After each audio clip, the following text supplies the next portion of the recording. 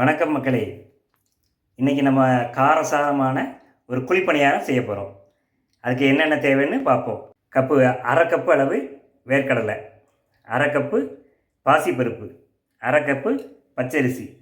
இது மூணையும் நல்லா களைஞ்சி எடுத்து 5 மணி நேரம் ஊற வச்சு எடுத்து வச்சுக்கணும். கொத்தமல்லி தழை, பொடி வெங்காயம், கேரட்டு, இஞ்சி, கருவேப்பிலை, பச்சை மிளகாய். இப்போது இது எல்லாத்தையும் ஊற வச்சு நான் ரெடியாக வச்சுருக்கேன். இதை நம்ம மிக்சியில் சேர்த்து அரைச்சிட்டு வந்துடும் மக்களே. இப்போ இது மிக்சியில் சேர்த்தாச்சு. இதுக்கு தேவையான உப்பை இதிலே போட்டுடலாம். அப்புறம் அரை டீஸ்பூன் பெருங்காயம். இப்போ இதை நல்ல மையாக அரைச்சிட்டு வந்துடும். இந்த அளவுக்கு நம்ம நல்ல மையாக அரைச்சி எடுத்துகிட்டு வந்தாச்சு. இப்போ இது கூட இதெல்லாம் சேர்த்துக்கலாம். கொத்தமல்லி தழை, பொடி வெங்காயம், கேரட்டு துருவல்,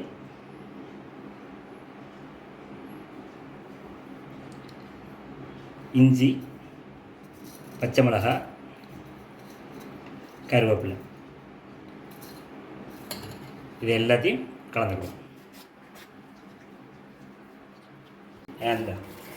மக்களே, இந்த அளவு கலக்கி வச்சுட்டு இந்த பதார்த்தம் தான் கரெக்டாக இருக்கும் உங்களுக்கு.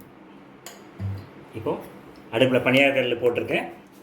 இதில் எண்ணெயும் நெய்யும் சரி பங்கு நான் கலந்து எடுத்து வச்சுருக்கேன்.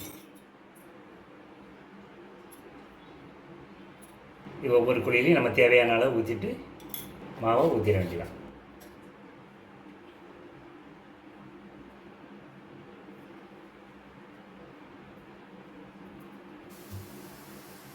சிம்மிலே வச்சு நிதானமாக வெந்தாச்சுன்னா நல்ல பிரமாதமாக ரெடி ஆகிடும்.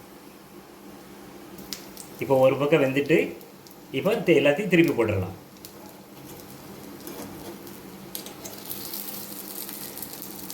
நல்ல அருமையாக மோர் பருங்க பிரமாதமாக வந்துட்டு.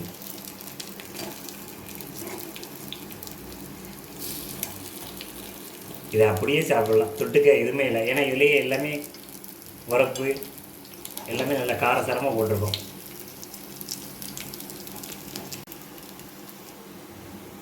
மக்களே, இப்போ இது 2 பக்கமும் நல்ல பிரமாதமாக ஜோராக வந்துட்டு. இப்போ இதை எடுத்துடலாம். சரியா?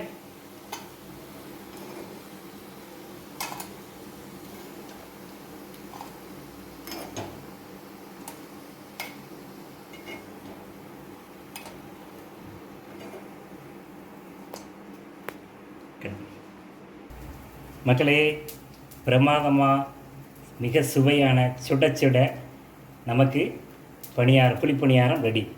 இதை நீங்களும் செஞ்சு சாப்பிட்டு எப்படி இருக்குங்கிறத கமெண்டில் சொல்லுங்கள். வணக்கம், நன்றி. அடுத்ததில் சந்திப்போம்.